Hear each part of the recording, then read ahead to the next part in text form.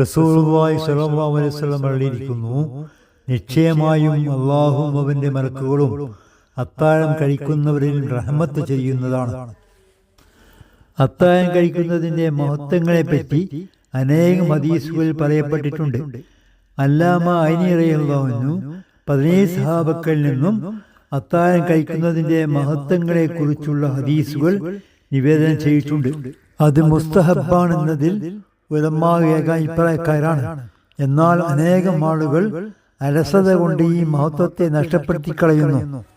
നമ്മുടെയും അഹ്ൽ കിതാബിൻ്റെയും നോമ്പിനിടയിലുള്ള വ്യത്യാസം സഹർ കഴിക്കലാണ് എന്ന് റസൂലുള്ളാഹി സ്വല്ലല്ലാഹു അലൈഹി വസല്ലം അറിയിക്കുന്നു. അതായത് അവർ സഹർ കഴിക്കുന്നതല്ല.